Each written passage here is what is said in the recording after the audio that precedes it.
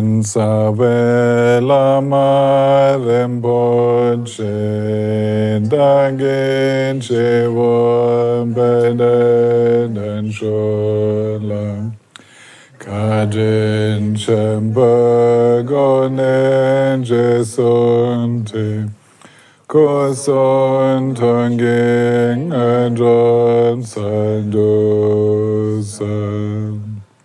Sangye Chedang Tsongen Jonamla Janjom Badon Dani Kapsun Jin Hagin Jinson Jimbesenamji Jolam Penjir Sangye Jombaisho Sangye Chedan Syokin Chonamla Janjom Badon Dani Kapsunji Dagin Jinson Jimbesenamji Jolam Penjir Sangye Jombaisho Sangye Chedan Sangye Chanamla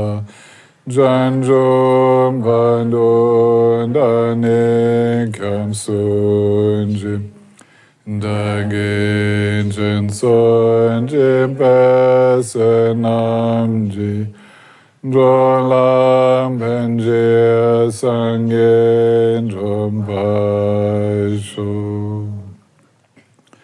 Sim Chen Tam Jen Devan Dan Devan Jun Dan Dem Ban Jun Jing Dun Nan Dan Dun Nan Jin Jun Dan Devan Jun Jing Dun Nan Min Ban Devan Dam Ban Dam Min Devan Jun Jing Neden Chandan Nidan Jawen Tanam Chembola Neban Junjing Sem Chen Tam Jen Dewan Dan Dewen Yun Dan Dem Ban Junjing Dun Nan Dan Dun Nan Jin Jun Dan Jawan Junjing Dana Mimpa Dewa Damba Damin Jawan Junjing Nidin Chanda Nidan Jawetan Non Chembola Neban Junjing Sem Chantam Jen Dewa Dan Devin Yun Dan Demban Junjing Dun Nan Dan Dun Nan Jin Dan Jawan Junjing Dun Nan Min Ban Dewan Dam Ban Dam Min Jawan Junjing Nidin Chandan Nidan Jawen Tan Nam Chembola Neban Junjing. Again, welcome to everybody from different countries, different languages. It's the third day, the third afternoon, and we are continuing today with the preliminaries. And a little repetition will be good from what we saw yesterday. The practice of Mahamudra, the practice of abiding naturally in complete awareness of just how it is. This practice of naturally abiding in the awareness of just how it is so easy if we don't get into the way. If we don't try to be so, so willful. If we can actually meditate with trust, confidence, and blessing instead of willpower. Then things become easy. And if on top we are really not interested in all the various sense impressions that arise around, we don't fight with them, we don't cling to them, then actually things become very easy in meditation. So these are preliminaries in the sense that one needs to become clear in one's mind about what really matters in life. What is really, after all, important once I die? What will still be of importance when this mind stream leaves this body? What do I need then? And to focus on that, and to give it priority. Of course, the things in this life are important. We have to take care of them, but they are not the most important. They are of secondary importance. The primary importance is to use this life in such a way that we are very well prepared for whatever may come at the moment of separating from this body. We don't really know. It's pretty sure that there are further lives. That means that the mind stream continues and continues to have experiences. And it's like being prepared for the worst and for the best. That's what our Dharma practice could offer to us. And I encourage you to reflect, well, how do I want to leave this body? I want to leave this body in a completely peaceful mind, love in the heart, trusting, nothing to do, just completely open to what comes, knowing the, we could say, the illusory, the ungraspable nature of phenomena. But look for yourself, because that's what will give the direction to your practice, how you wish to be at the end of this life. And we don't know when it will come. So we kind of turn away from those activities which seem to be so important in this life, but which are not really so important. They just push themselves always in the front. So we have to take care of that, we have to take care of that, we have to take care of that. And these to-do lists, they become so dominant in our mind that what is of the underlying importance, what is really important in the long term, is very often forgotten. So a Dharma practitioner brings that which is usually out of sight. We bring that into sight, we bring it into the front, into the most important place in life. It's most important to love, most important to have an open mind, most important to be relaxed, most important to know the mind. Yes, like that. So these are not to-do lists. We don't have them on our normal list. We have so many other things. But actually, these qualities, they merit our full attention. So the list yesterday was about that, was about putting into top priority what merits to be there and to lessen our involvement with what is of secondary importance. And then Dagpo Tashi Namgyal continues. And he writes that more specifically the preliminaries include an in-depth practice of the following 5 topics.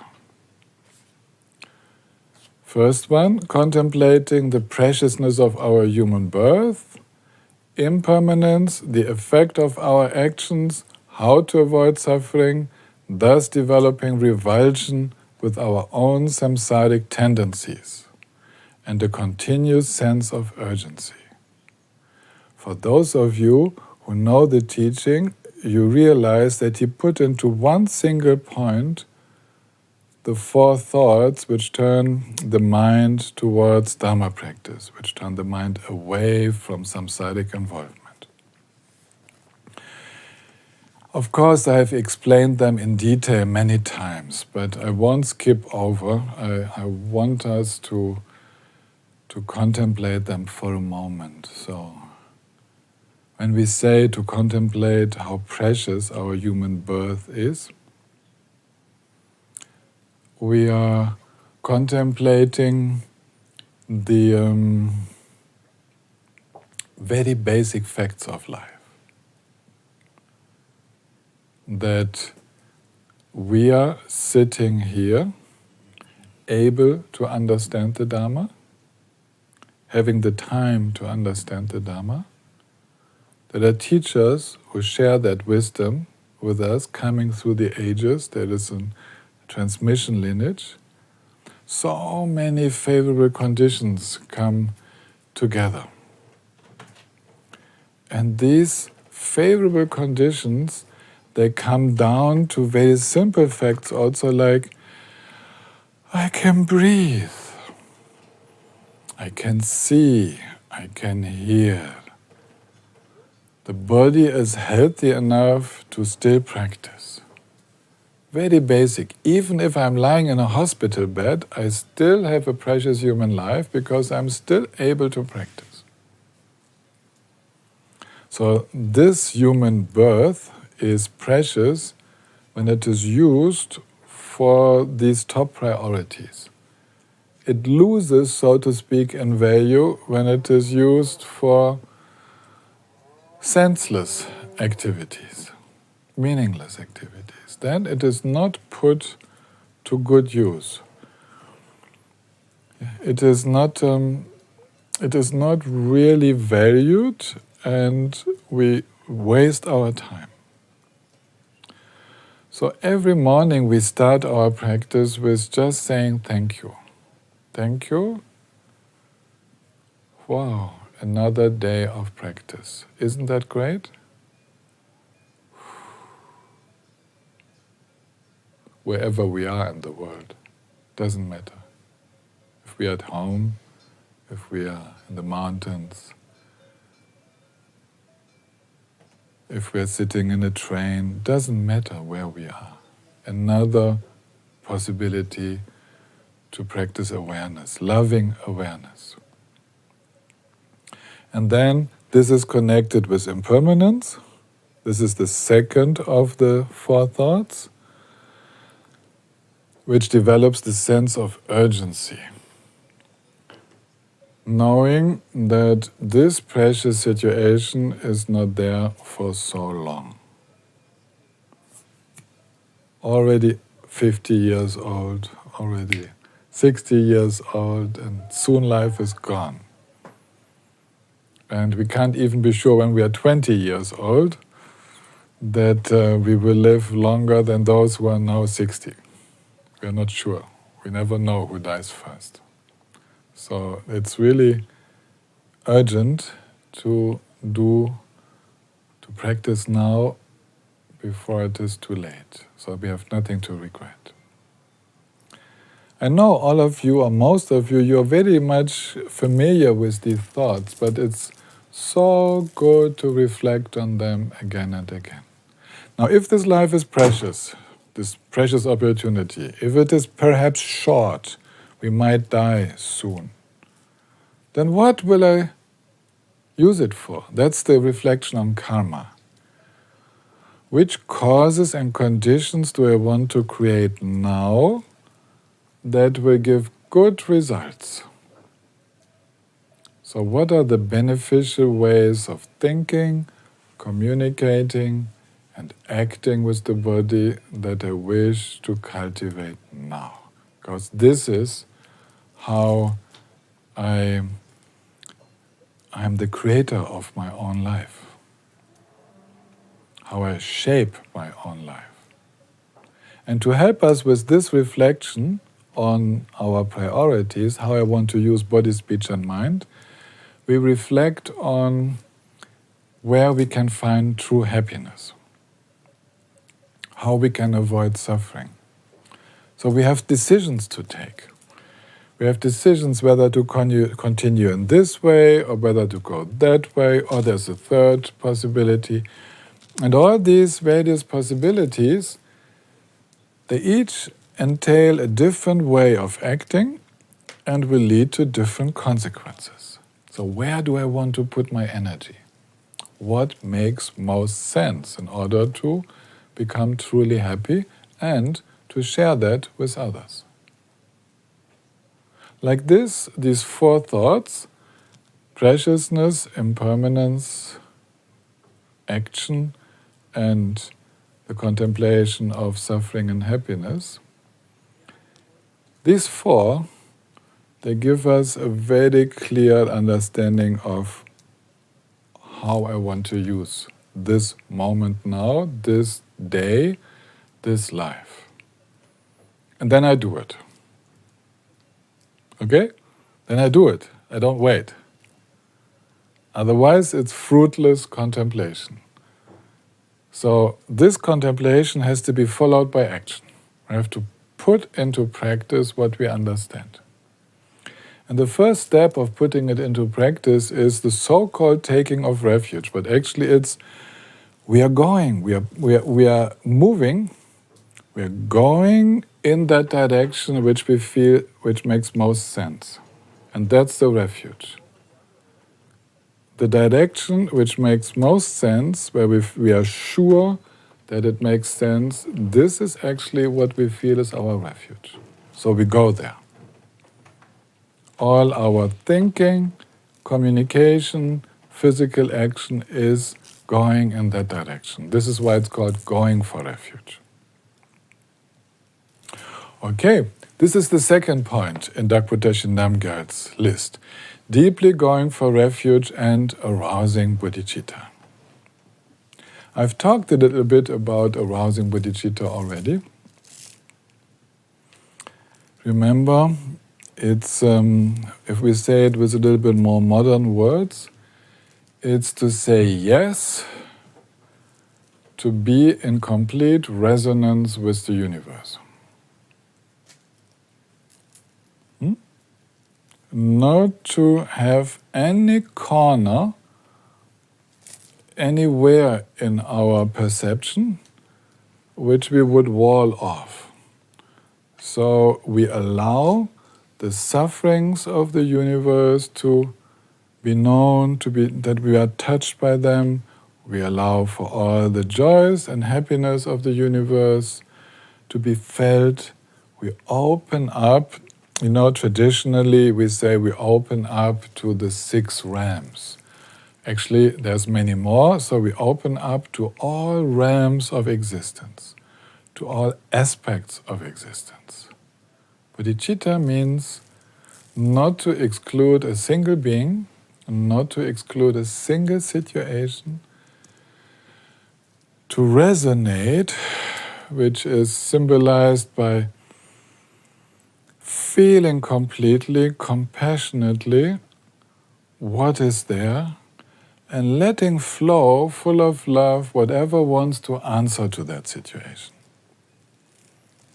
And to say yes, that this will be forever like that.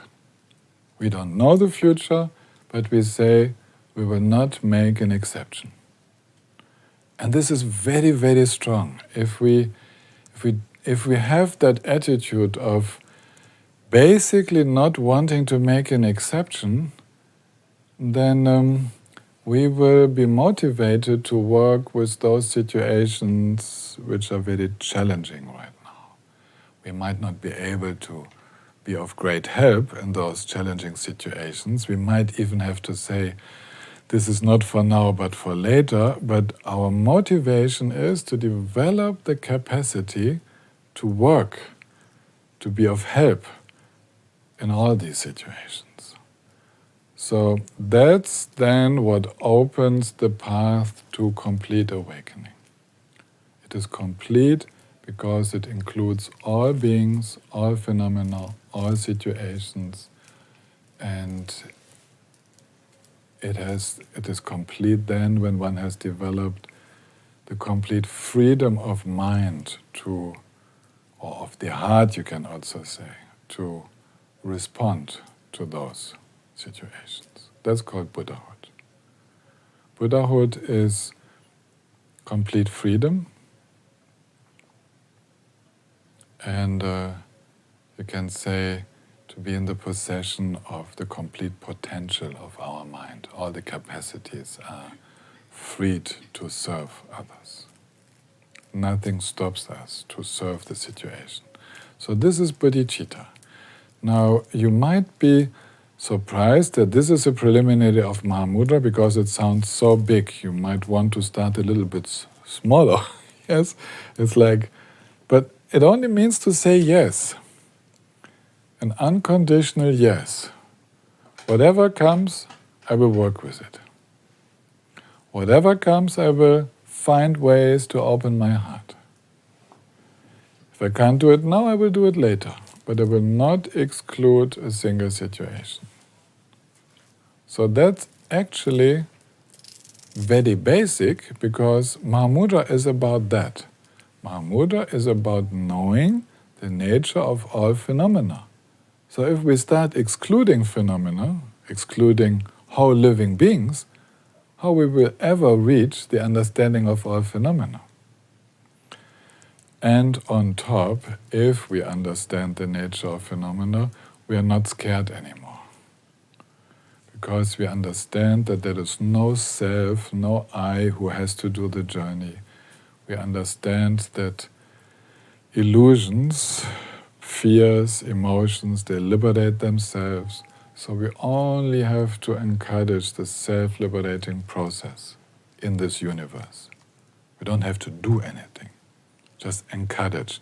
We have to be a catalyst in this world, not a big manager of the awakening of our beings, just a catalyst. Through our own awakening, then by the resonance, it will work. We don't have to be so active, like doing, in the normal sense of the samsaric world. Basically, we just have to stay there, not to go away. Just be there, like a catalyst in chemistry, which is, for example, most vitamins are catalysts. They are there, they enable a reaction in our organism to take place, but they are not being used up. They are still there after the reaction has taken place. But if they are not there, it doesn't happen. So that's how bodhisattva activity goes. Just be there, resonate, feel, let it flow, feel, let it flow. And like this, the encouragement goes into the world. So, how about that? That's a good basis for Mahamudra. That was the second one. Second preliminary. The third one is practicing generosity by offering mandalas and practicing generosity in every act of our life. Interesting. Why is generosity a preliminary for Mahamudra?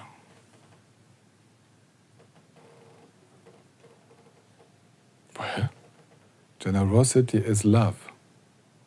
Actually, we are talking about love. Generosity is giving, sharing. And it is sharing what will help in this world. So, the meaning here is that the preliminary for Mahamudra is continuous love, sharing of whatever is needed in a situation, letting it flow from our heart. And this is very important. A loving mind will realize Mahamudra. A selfish mind, a stingy mind, will not be able to realize Mahamudra. It's just not possible. There's no way. So that's why it's called a preliminary. And you know, in our everyday situation in life, then generosity is the key. Being there, sharing, giving, responding, giving some time, giving some attention, giving a hug, cooking a meal, having a talk, whatever. Yes? Doing something for each other. That's what is the actual, you can say, which makes the connection. So bodhicitta, this willingness, this wish to be present for all sentient beings, it needs the connection. And the connection with sentient beings is a loving heart. And that's generosity. So if we cannot do something physically, we offer a prayer, we offer a thought, a good thought. We just let it flow. Or sometimes we just visualize light rays going out. We engage. We say yes to the connection, and the strongest connection comes from love, from generosity, from supporting each other, helping each other, in a good sense. So that's why the complete practice of mandala is the third preliminary in this list of Mahamudra. When we practice mandala offering, we offer our universe to the Buddhas with the wish that all living beings may experience the pure realms, may experience the dimension of awakening. Now what we do is, we offer our world. Our world is the world of clinging.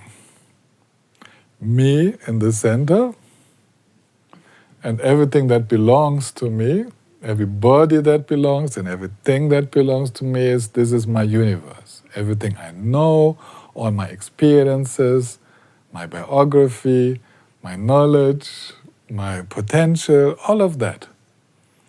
Now this, what I am, this is called my mandala, my universe. And this is put now into service.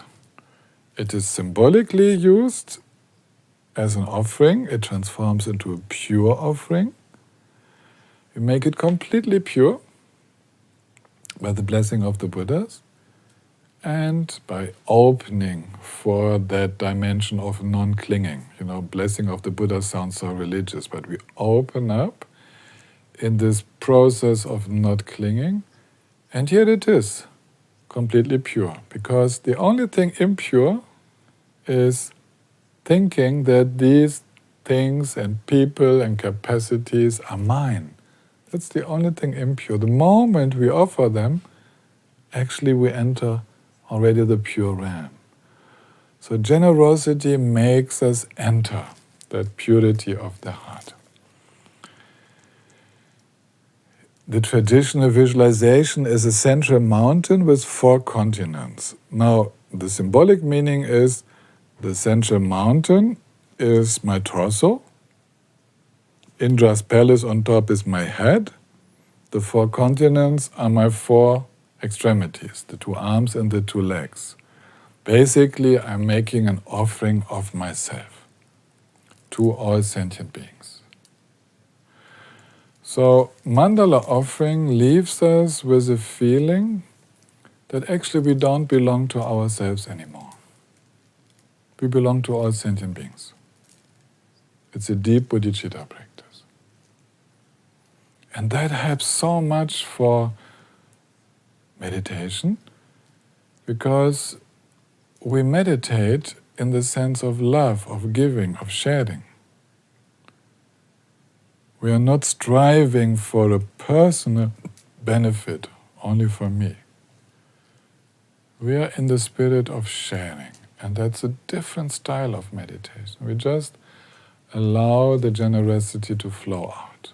It's fantastic. It makes it very, very easy. That's why it's a preliminary. People who meditate for everybody make very quick progress in meditation. people who try to have their own meditative experiences are very slow in meditation, in actual meditation. It's narrow. If we meditate in the connectedness, not trying to have our personal experiences, but actually letting it flow, then the mind relaxes so much that all the experiences will arise. It becomes very easy. Okay, and then we can go to the next step, which is here in this list, cleansing the remaining obscurations with the Vajrasattva practice and applying the 4 forces. Again, I have explained this before. You might first of all, those who know the teaching, be surprised that here Vajrasattva comes after Mandala. But this is very normal. It's just one possibility of how to do that. In the mandala practice, we might notice that we are still clinging a little bit to ourselves. So that's where Buddha Vajrasattva comes in, and we open to the flow of bodhicitta and realize that we do not have to generate bodhicitta with willpower. We actually simply let it open, let it enter our being and open up to it from within until we are completely filled. Actually, the bodhicitta is not something we need to make. It's something which arises as a blessing if we open up to it. So the Vajrasattva practice is opening up to the blessing of purity, of complete purity, of selflessness, of bodhicitta, and realizing that actually we have the same mind as Vajrasattva, same mind as the Buddha. Because at the end of the practice, everything is pure, everything becomes bodhicitta, the nectar is overflowing, and Vajrasattva dissolves into ourselves. And then again, meditation is very easy. It's the bodhicitta meditating in us. It's Vajrasattva, the indestructible being which is meditating in us. The 4 forces mentioned here, they are like a house cleaning. We look and see, oops, I regret that. This is not creating very much good, this way of acting, this way of speaking, this way of thinking. We regret. We also regret for the past. And we decide ourselves, this is the resolve, we decide ourselves to turn our mind in a more beneficial way. And we ask for support. We don't have to do it alone. And we apply the remedy of practicing. These are the 4 forces. Regret, resolve, support, remedy. So, of course, I can't explain all of that today. It's a way of becoming completely at ease with whatever difficult was or is in our life, whatever negativity is there, by developing the strong resolve, which is actually similar to taking refuge, asking for the support, not doing it from the ego, and then applying a practice that will help us to settle in the inherent purity of mind, which is a preliminary of Mahamudra. Someone who does not trust himself or herself cannot practice Mahamudra, okay? It's not possible. We have to trust our mind. The whole Mahamudra practice is about trusting the self-liberating capacities of mind, trusting the inherent qualities of mind. So this lack of confidence in ourselves needs to be purified first. to make meditation easy. If we try to meditate in a natural way, just opening, while having doubts about our own mind, then these doubts will take over. We will quickly feel, oh no, this is not leading me anywhere.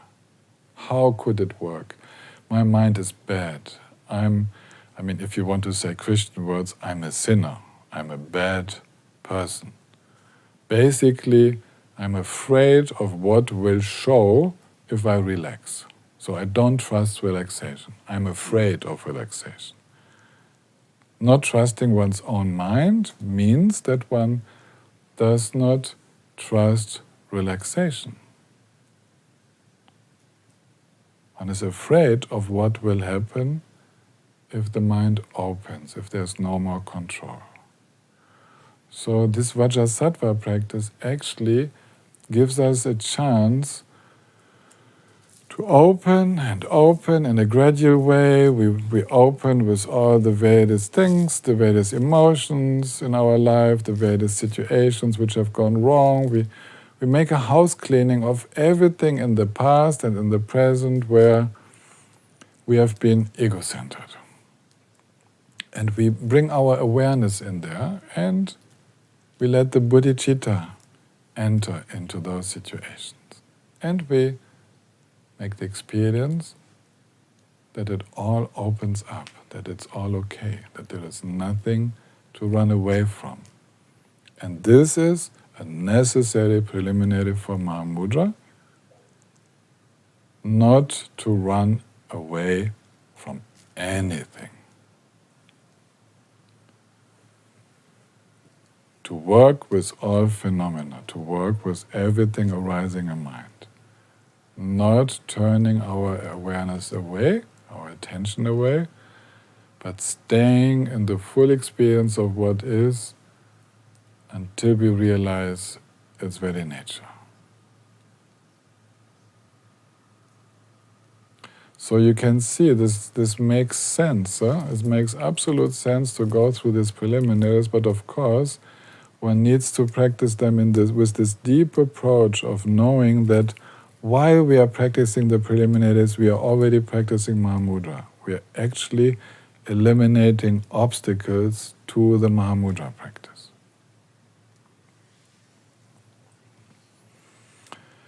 And the fifth one in this list is receiving the blessing of uniting with the Master's mind, with the Guru's mind, Guru Yoga. Now, Guru Yoga is almost Mahamudra. Actually, the essence of Guru Yoga is to let the Buddha within, the Guru within, meditate. Guru Yoga as a practice means that first we work with imagining the presence of the Buddhas, the Gurus, outside of us. We make prayers, we develop a lot of devotion, sincerity, a yearning, and so on. We use the dualistic forces of our aspiring mind, the aspiration for awakening. We use that, we give it an expression, we pray loud, and we can sing, and so on. And then, due to that opening up of our heart, we see the vision changes, the understanding arises that now I'm entering a very open state of mind. And at that time, we let the Guru dissolve into us. We let the Buddha dissolve into light, and the light dissolves into us. And this is extremely helpful. Then, after that, we do nothing. We don't disturb that. The dissolution has happened. The Guru's mind and our own mind have become one, and we rest in that unity. There's nothing to do. We let that awakened mind meditate. And that could be Mahamudra at that moment. This is the natural meditation. And when we fall out, due to dualistic tendencies, coming back, we enter normal ways of perceiving and thinking again, then we pray again. We imagine the presence of the awakened ones, who then dissolve into us, and again we meditate, as natural as possible. So that's the continuous practice of Guru Yoga. Some of us are lazy to do that. We just want to do nothing. We hear that Mahamudra is about doing nothing, and we just want to sit. All these techniques that I've now been talking about, again, so many words. There is rebellion inside. Oh my God. Can't it be more simple? Well, yeah, you can have it more simple. Just sit down and do nothing. Then wait. Will you become awakened like that? Well, you could. You have about 1/1,000,000th of a chance. Because it occasionally happens. But you can also help the process by using your time a little bit more intelligently and actually using helpful techniques which lead into a naturalness that has a much more activated heart, which has a natural self-confidence in the Buddha nature, not in the me, the I, the meditator, but actually in the depths of our being, without any doubt about the inherent purity of our mind. And then we also do nothing. There's no one is doing anything, but we are in a much more activated, much more aware state of mind, beyond the grasping to an easy meditation of well-being. So the point of these preliminaries is to stimulate our heart, as if we stimulate our spiritual heart to pulsate with the energy of bodhicitta and pure vision and self-confidence in the deepest sense. It pulsates, and that is the wish to understand reality, which combines with the trust that understanding will arise by itself. So now you can say no forceful meditation. The trust takes over, and that's when we forget ourselves, with a very stimulated heart. That's Mahamudra. And that's when simplicity arises, which is called knowing the empty nature with the heart of compassion. It is not just a dry understanding of empty nature, it is with an activated heart. And that's what we're actually trying to pass on from generation to generation. And Guru Yoga means that a guru has a disciple and the minds unite. And then the disciple becomes the guru and has students and the minds unite. And like that it goes through the generations. So Guru Yoga also means to enter the Bodhisattva lineage, to be ready to enter in that transmission, to receive it all, to receive the blessing, and to let it flow immediately, never holding back anything.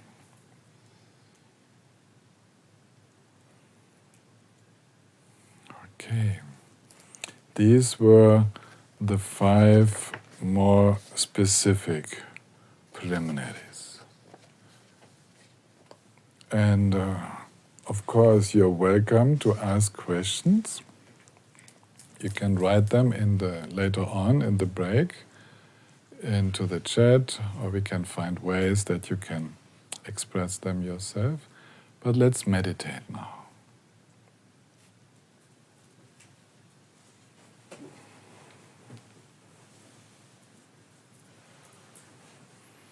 I don't know how it is for you. My heart is very activated now.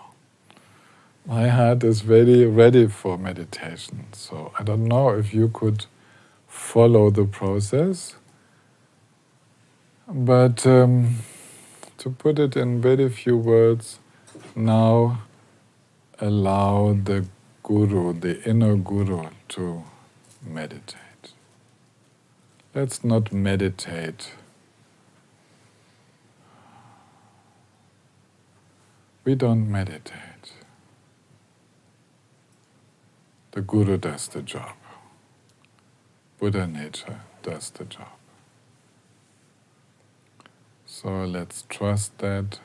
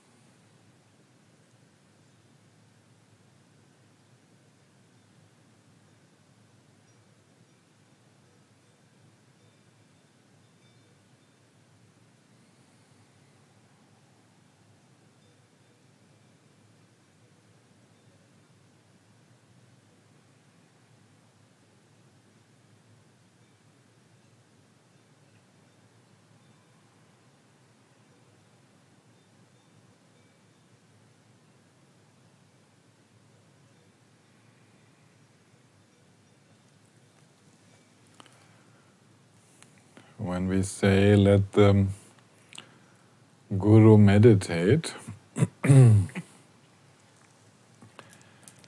it's somehow saying let the other dimension take over, let the awakened dimension in my own mind, in our mind, take over. I can't do it.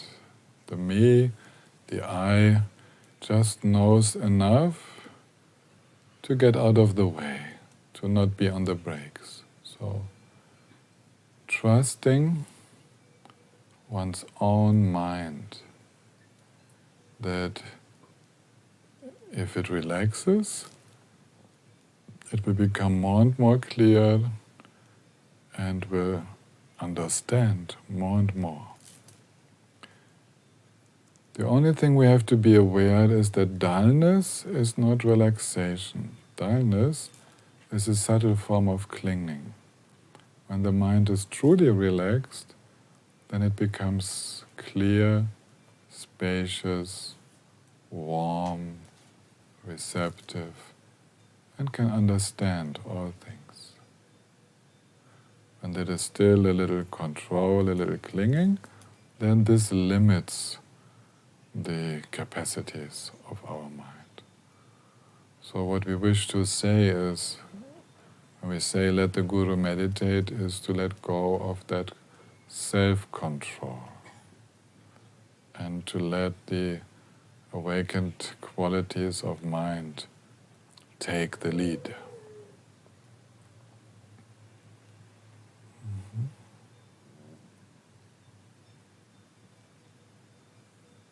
Okay, time for the break. I suggest we do a silent break again, 10 minutes. We will give a little bit more, 13 minutes, 10 past 5, we will continue. And those of you who feel like it, just continue meditating. Okay.